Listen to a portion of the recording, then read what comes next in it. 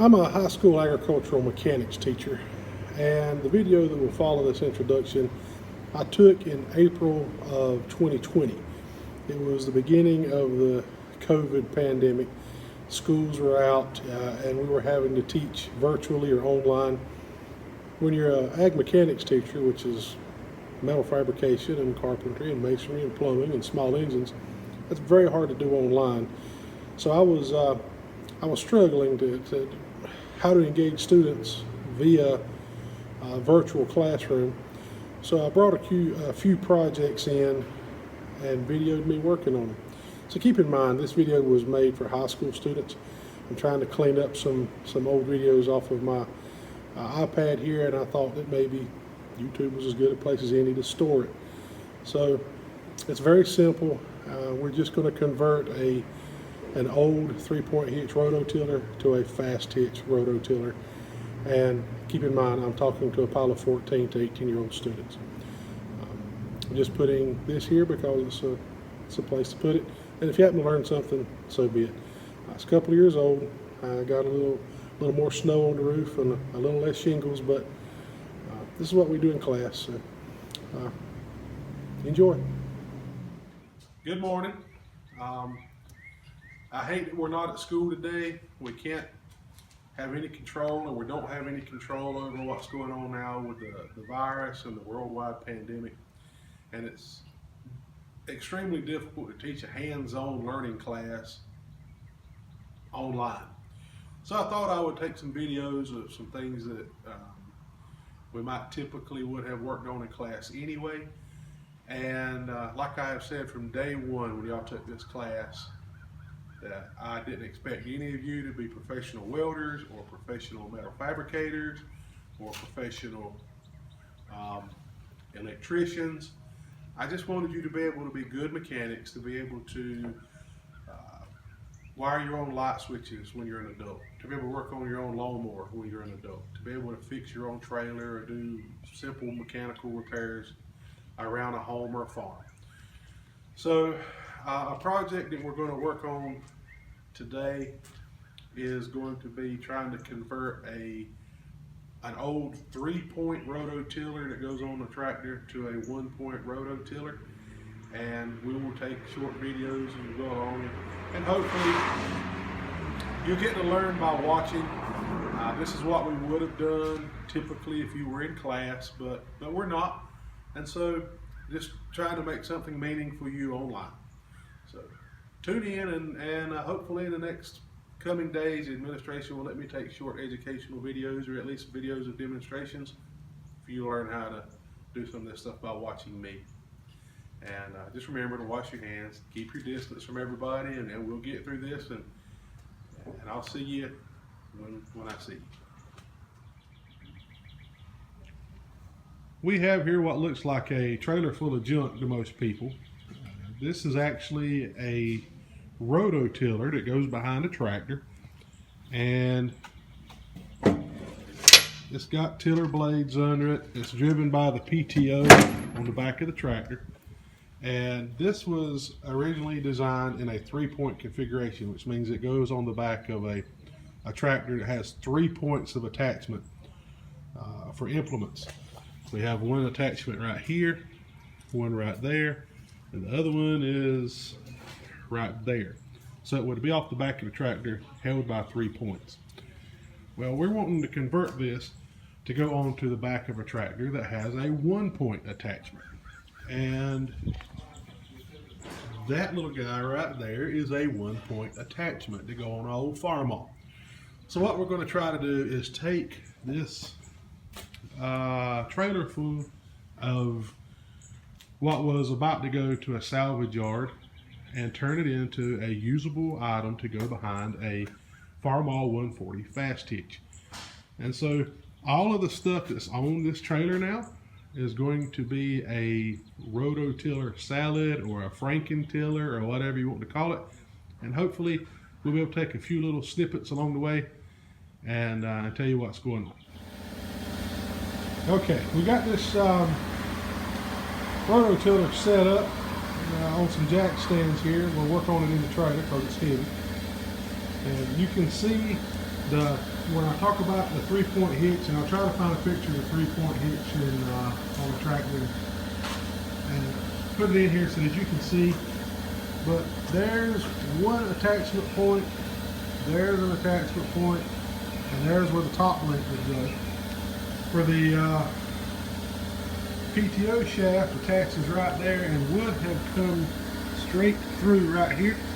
That don't work for a fast hitch, and you'll see if I can find some pictures and put in the video. But our goal number one right now is to take this air impact wrench. I'm sure you can hear the air compressor running in the background. And there are 3 bolts right there and 3 bolts right there that we're going to remove, and that will completely take off this top link attachment. These I'm not worried about. I'm going to leave those, and then we may have to fabricate the fast hitch attachment, but you'll get that in a minute. You can see the 3 arrows pointing to the 3 points of attachment and the PTO running through the center in this photograph. In this photograph, you can see the single point hitch location on the fast hitch Farmall.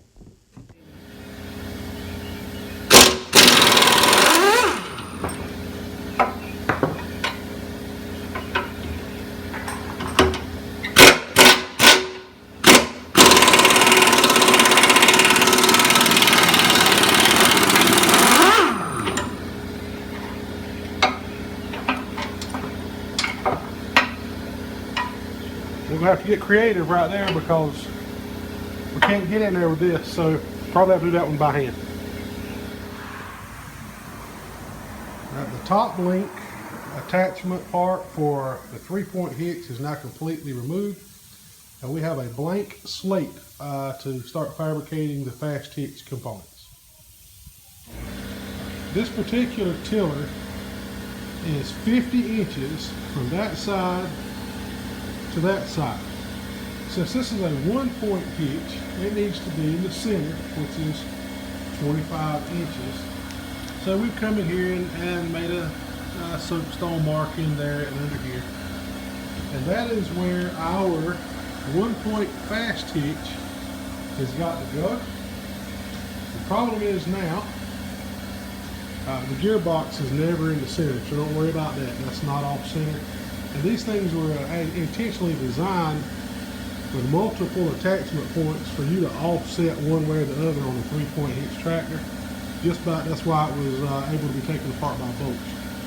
What we're going to do is manufacture, custom fabricate some type of bracket to be able, this is just kind of wedged in here right now, to be able to utilize those 3 holes and those 3 holes as some type of attaching bar welded to this 3-point hitch, where it can be removed later and put back as a 3-point hitch if necessary. So we're going to do some thinking and come up with a design,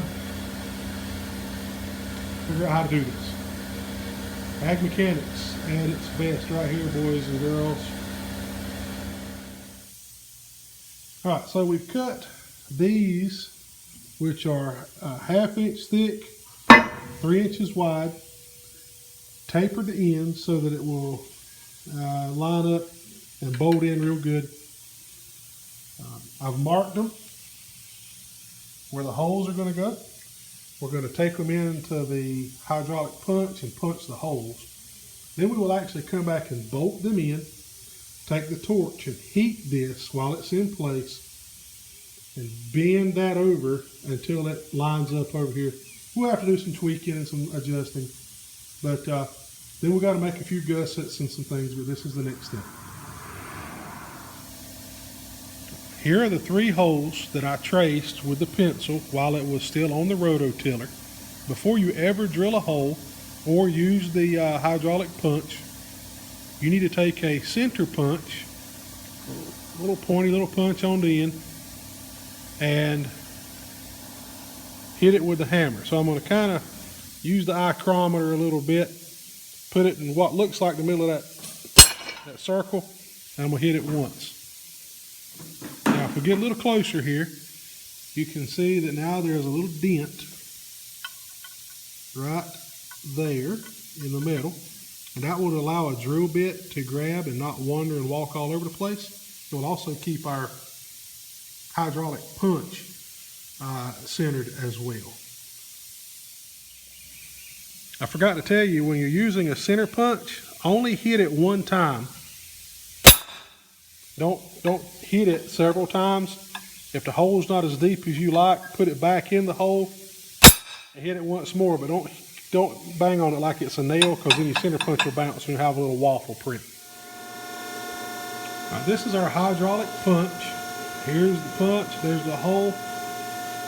We're going to take our piece that we want to punch. There's our little center punch mark. There's a little point on the end of the punch. Forgot. Always give it a little bit of, just a little bit of lubrication.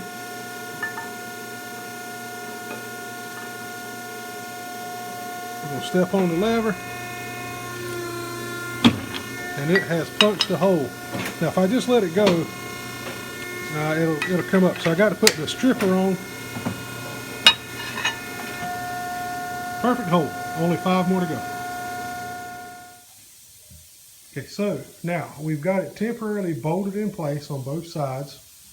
I'm going to take the torch and I'm just going to heat a red line right down in there until it's red hot. Then I'm going to take this wrench for leverage, and I will then bend that at roughly a 90 degrees. If it's not a true 90, we'll just make it match on both sides. Alright, so we have our angles bent right there and right there. They're not real even. We'll straighten those up as we're doing this, hopefully. If not, I mean, that's pretty heavy metal. And it's a rototiller, it's not the Sistine Chapel. So now we've checked level with our little torpedo level. And so the top of the tiller is level and the top of this is level, so we know that that's good.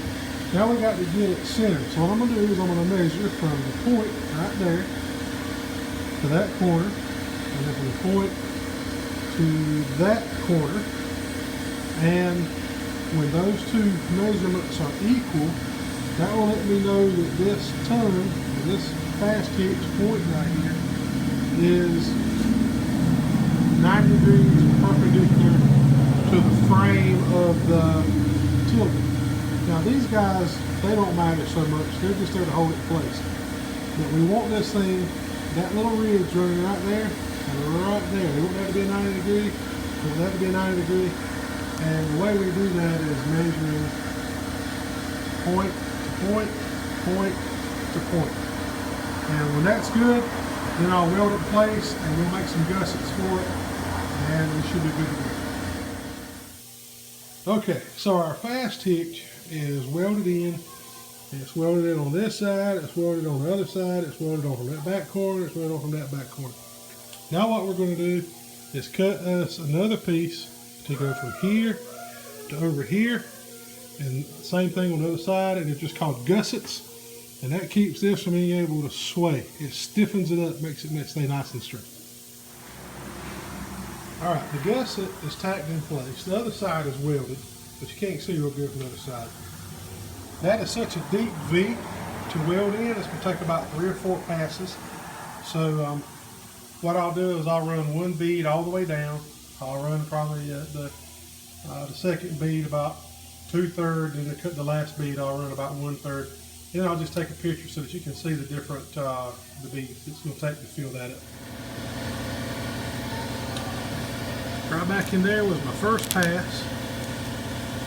There's my second pass, and then the third pass. And we'll fill all that up, and then from here over to here, that'll be solid metal. It'll be a good strong weld, so this thing can take a lot of abuse. Alright, so we removed the 3-point hitch attachment specifically for the top link. We custom fabricated some 1/2 inch by 3 flat bar brackets for the 1 point now, fast hitch. Everything has been drilled and bolted and welded. All that's left to do now is some of the finished touch-up work, and I'm not going to take the time to video all that. We'll end up unbolting this and cleaning it up, tightening it, putting the bolts back in correctly, and things of that nature. But at least maybe you can see that with a little bit of effort, a little bit of imagination, you can turn something that wouldn't work for you into something that will. The only thing that I'm concerned about is I may have to come and shorten this so that my PTO attachment don't hit. I think it will clear, but I'm not real sure. But I left room for that to be shortened and took that into consideration. So maybe you learned something, and I look forward to having you back in class. And God bless y'all, and I miss you.